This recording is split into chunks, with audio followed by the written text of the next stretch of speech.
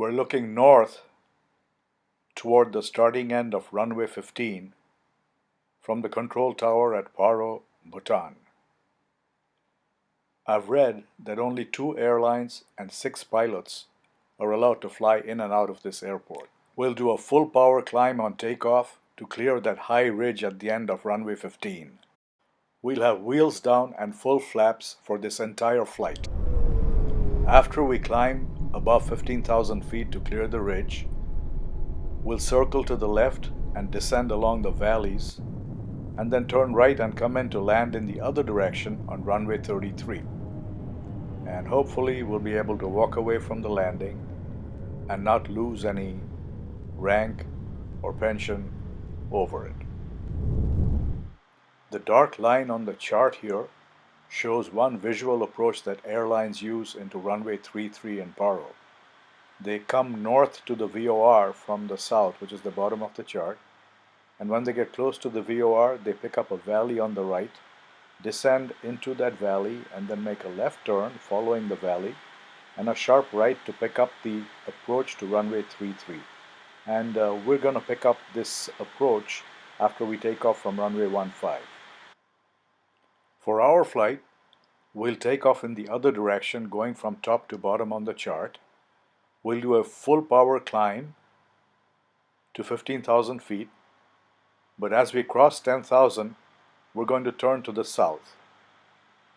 Now once we've cleared the ridge, we'll turn east towards the valley, descending to follow the profile of the hill.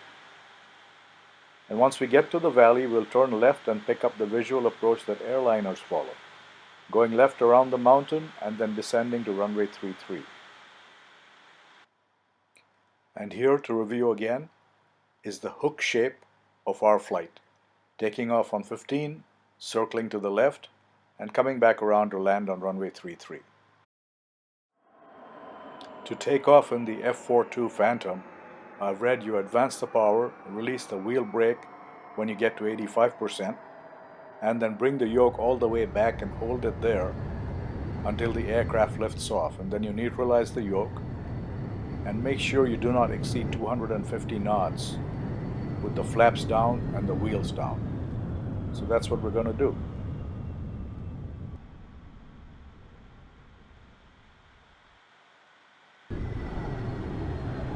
We're climbing hard. You will see that the speed is between 200 and 250 knots. As we approach 10,000 feet, I'm going to turn right to a heading of south. That's not a lot of turn there. We're still at full power because we're not past 15,000 feet, which we need to clear that ridge.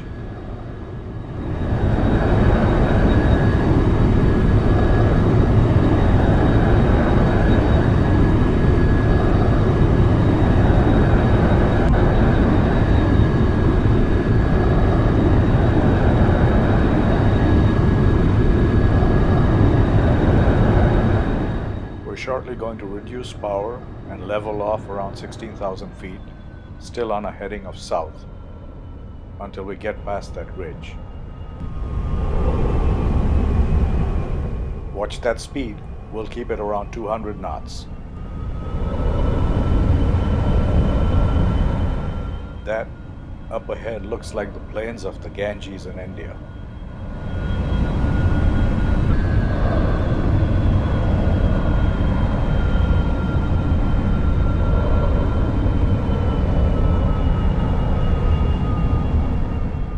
Gone far enough past the ridge, time to turn left 90 degrees to a heading of east and start a descent towards that valley.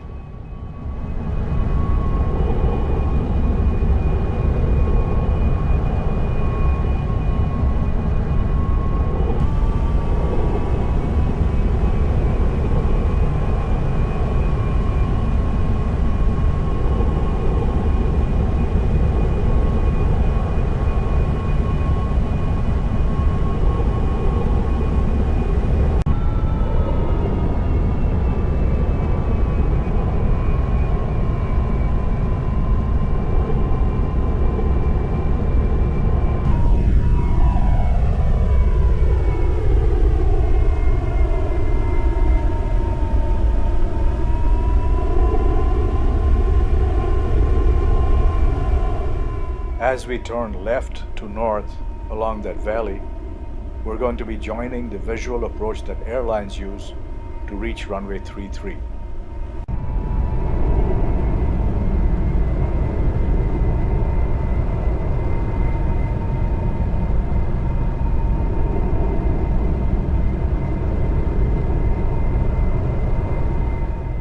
Try not to get below 12,000 feet on this leg until we start turning to the left again in front.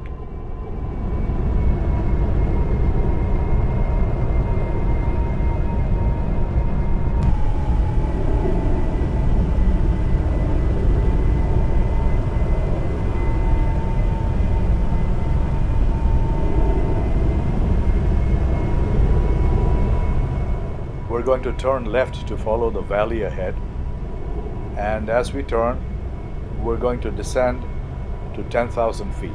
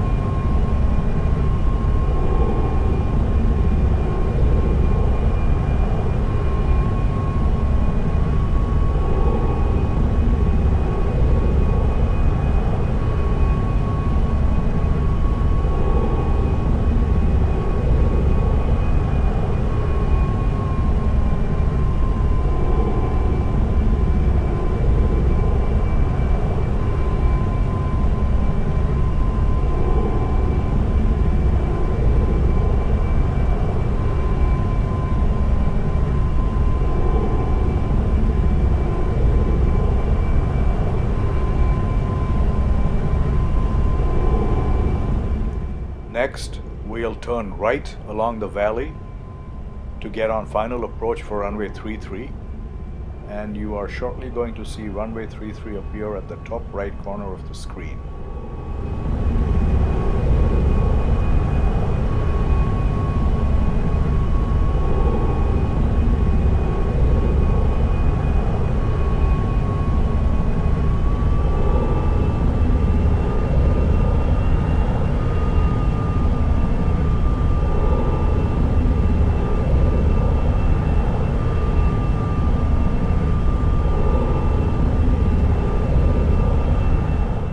You can see high terrain just ahead, and the radar altimeter is going to cause some excitement because we get to within 200 feet of that ridge coming up under us. But we're okay so long as we can see the approach end of runway 33.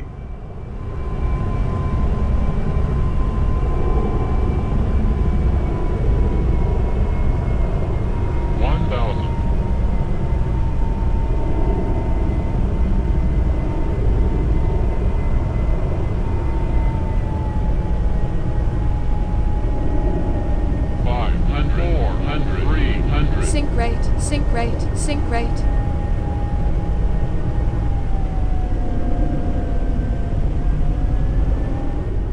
Next, we have to slow down the aircraft so two green balls light up right on the supports on the windshield in front of the pilot. That's an indication that we're at the right angle of attack to make the landing. Sync rate, sync rate, sync rate, sync rate, sync rate, sync rate. 50, 40, 30, 20, 10.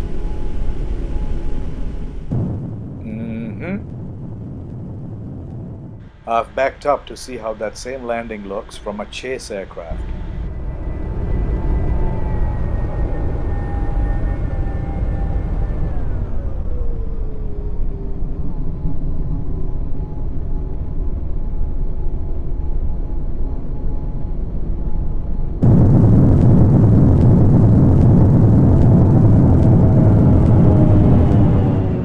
Thanks for watching my very first YouTube video, and I hope you enjoyed doing this flight yourself. Take care.